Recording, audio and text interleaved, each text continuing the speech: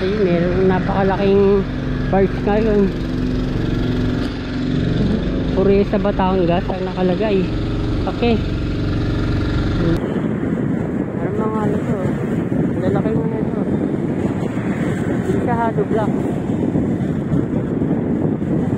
Para ganyan yun sa ano. May Intramuros. Malapit dito. Ayan. Nagawa. Nagli-layout na rin doon sa second floor. Mga ano na, rebar. Punta na sa ano, sa ilalim ng Binondo Intramuros Bridge. Yan yung scaffolding. May mga nakita akong tumutuloy doon sa ilalim. Mga street dwellers. Napupuntahan din pala yon. Ano na to? Santa Cruz na. Ganda. Nandito tayo sa Dasmariñas Street sa Binondo, Maynila. Nag-update tayo ng Pasig River Esplanade. Dito tayo dito sa Luna Street. Ito sa kaliwa.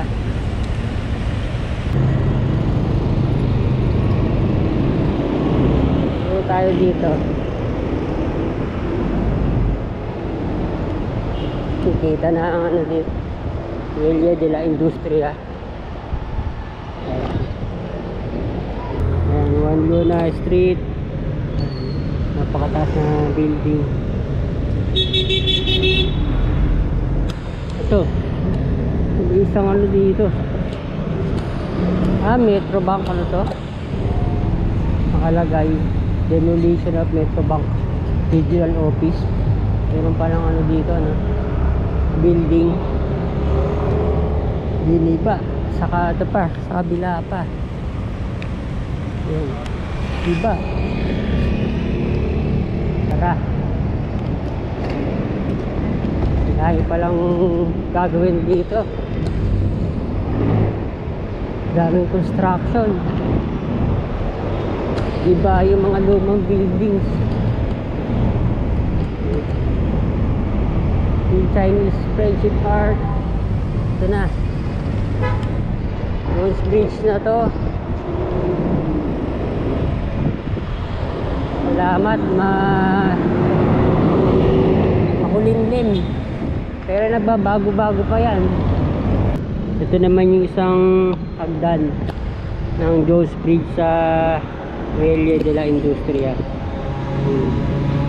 Dami rin ano dyan, mga street dwellers, mapanghe, saka may mga basura. Pero ngayon nalinis na. Yun, meron pa rin pupunta. Yan. Minsan walang mga street dwellers, minsan naman meron. Saka marami naglalakad dito, mga dalang kalakal, bumulot ng mga basura. Yan, tara, tingnan natin ano na kaya ang bago dito sa Pasig River Esplanade. Wala pa rin nagbabaon ng mga poste. Nandun na yung construction sa ilalim ng Binondo Intramuros Bridge. Tingnan muna natin ang Ilog Pasig. Ang daming ano ngayon, mga styro. Dito papunta ang tubig. Pero nandun ang Manila Bay. Meron nang natapos na pedestrian footbridge sa Santa Ana. Tapos meron pang isa sa likuran ng Quinta Market at Loton Avenue. Yun hindi pa natatapos. Ginagawa pa rin yun. Zoom in muli natin.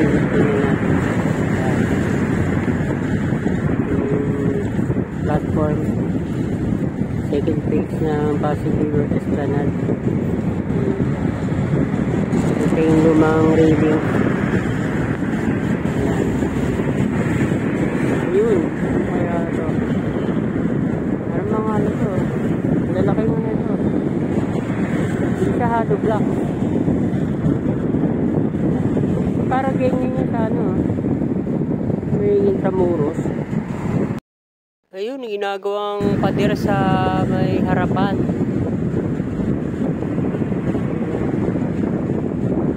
Ayun, ginagawa. Ayun, naiabang na ano, mga tubo na ano ito, kuryente.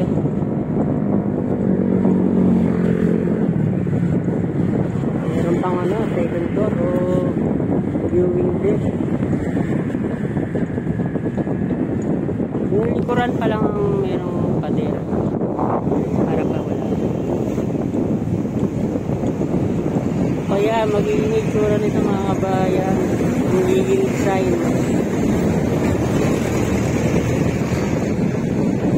Hindi nag-layout to.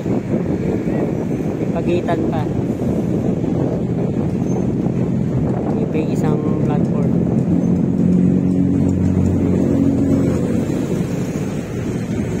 Nawala yung nagbabaon ng mga poste. Hindi nagtuloy-tuloy. Tingnan pa natin dun sa baba, sa ilalim. Malapit dito. Ayan, nagawa. Nagli-layout na rin dun sa second floor. Ayan. Mga ano na, rebar.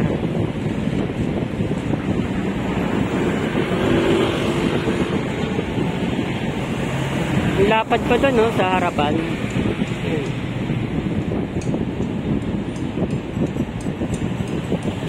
Hindi kumadaan.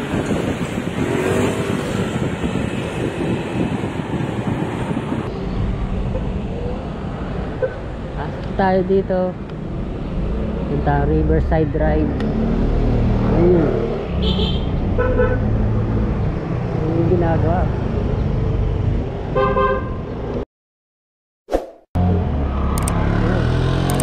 Meron pa mga river papunta doon.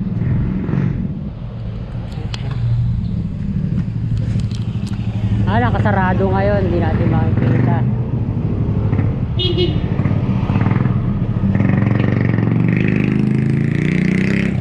Dito na lang natin makikita.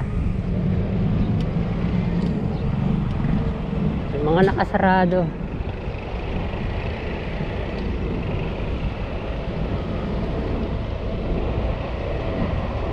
Kaya to, di ba ito yung pang tambaon ng ano, ng mga poste.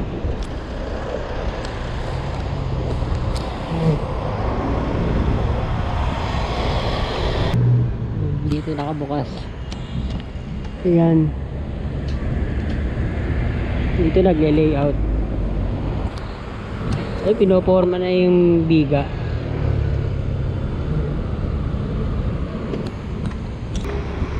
Puntahan naman natin yung ilalim.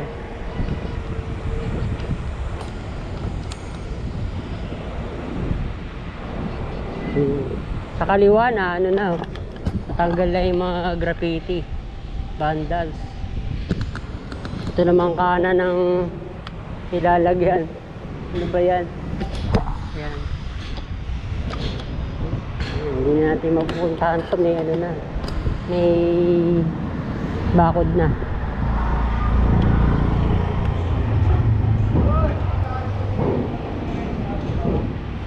Yan. Oh, sobrang linis na. Walang ano, mga street dwellers, mga tambay, mga ano to eh, mga estudyante.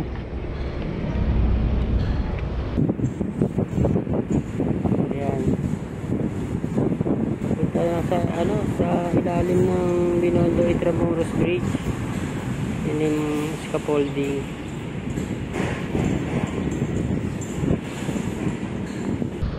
Ang dami rin mga ano nito, graffiti, yung railings. Ayan.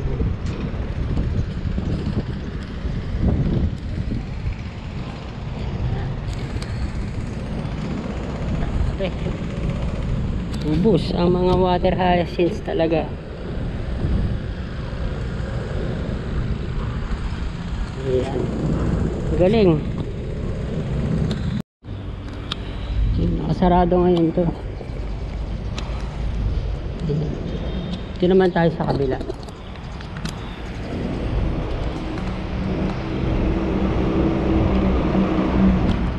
Sira-sira pa rin itong ilalim ng Jones Bridge.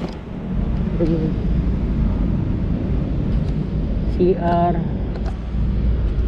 Naharangan nga lang ng opisina yung papuntang hagdan.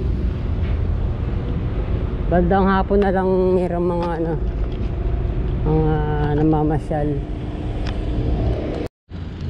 Andito naman tayo sa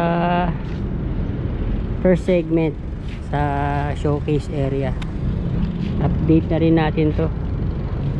Ayan. Kaunti lang namamasyal sa sobrang init. Ayan.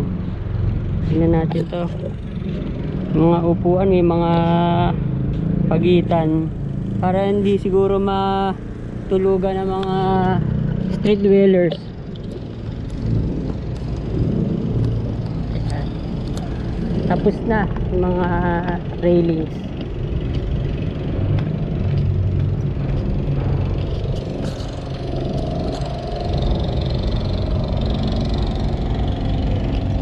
Diyan lang palagi nagkakaroon ng mga street dwellers dyan sa likuran. Ayan, may mga estudyante.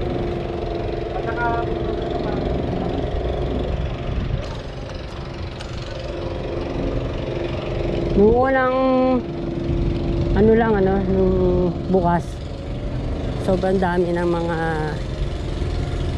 na curious na mga tao. Ayan. Puntahan natin tong dulo, malapit sa MacArthur Bridge.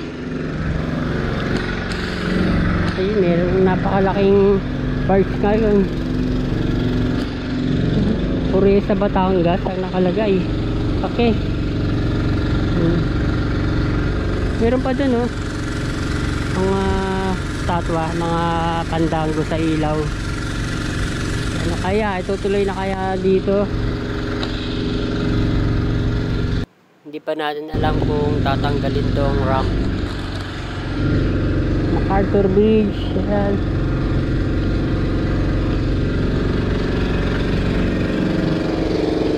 Likuran ng Manila Post Office.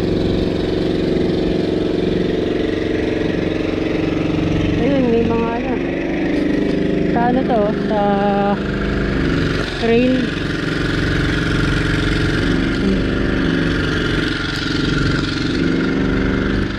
Daming dati dyan, mga street dwellers. Dahil siya nakatago, tagong lugar. Napakagandang proyekto dito kapag natapos na. 25 kilometers ng walang mga sasakyan, walang usok, walang mga intersections. Sana nga lang mayroong mga puno para malilim. Bagong pintura na rin itong likuran ng Manila Post Office. Ganda. Thank you for watching mga kabayan. Subscribe, like at comment na kayo. Nidiligan mga halaman. Napakaganda dito.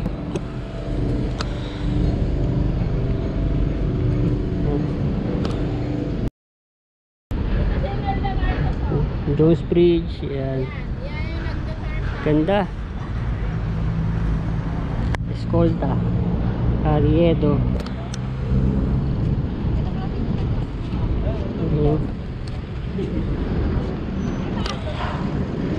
Ayun, may mga namamasyal ngayon. Hindi masyado mainit.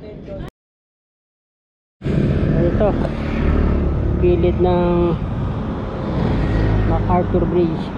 Ayan. Ganito pa. Ano pa, magulo pa.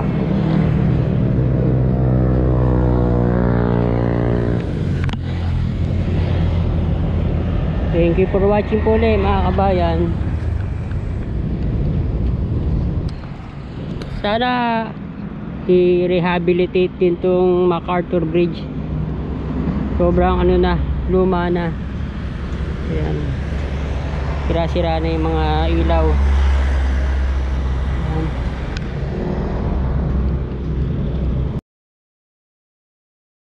May mga nakita akong tumutuloy doon sa ilalim, mga street dwellers. Napupuntahan din pala yon sa ilalim ng release ng NRT1. Ganito yung view sa MacArthur Bridge. Yan. Ano na to, Santa Cruz na.